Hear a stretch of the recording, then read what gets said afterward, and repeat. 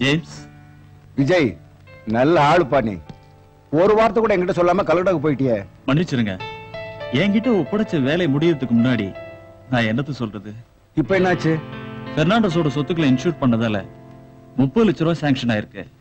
Congratulations. அப்ப முதல் கட்டம் முடிஞ்சது. முதல் கட்டமா? எல்லாம் முடிஞ்சது சார். பெர்னாண்டஸோட அக்கவுண்ட்டுக்கு பணமும் வந்தாச்சு. விஜய், உனக்கு புரியாது. நான் சொன்னது என் மனக்கணக்கோட கூட்டல்பா. அது சரி. அடுத்த வாரிசு ரோசி தானே விஜய்? ஆமா. அப்போ பெர்னாண்டஸ் இப்ப செத்துட்டாருன்னு வச்சுக்க. ஜேம்ஸ், நான் சும்மா ஒரு பேச்சுக்கு சொன்னேன். உட்காரு விஜய். தேங்க்யூ. ஒருவேளை திடீர்னு பெர்னாண்டஸ் இறந்துட்டா பெர்னாண்டஸோட சொத்துக்கள்லாம் ரோசிக்கு தானே சேரும்? நிச்சயமா.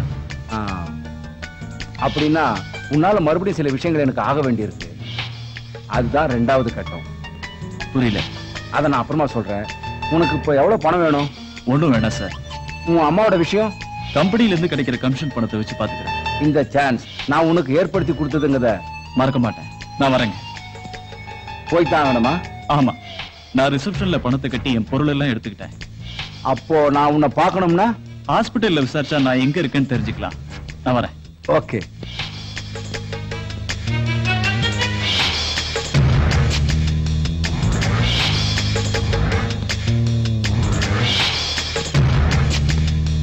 லட்சுமி அம்மாவை வேலூர் கூட்டு போக வேண்டாம். இப்ப நார்மலா தான் இருக்காங்க. Thank you doctor. Doctor Cyriac John இந்த வாரம் இங்க வராரு. அதுக்கப்புறம் தான் ஆபரேஷன் டேட்டை ஃபிக்ஸ் பண்ண முடியும். டாக்டரோட விருப்பப்படி ஆபரேஷனுக்கு முன்னாடி தேவைப்பட்டா என்ன இந்த நம்பர்ல கான்டாக்ட் பண்ணா போதும். ஓகே. அப்ப நான் வரேன் டாக்டர். அம்மாவை பார்த்துட்டு போலையா? பார்த்துட்டு தான் போவேன்.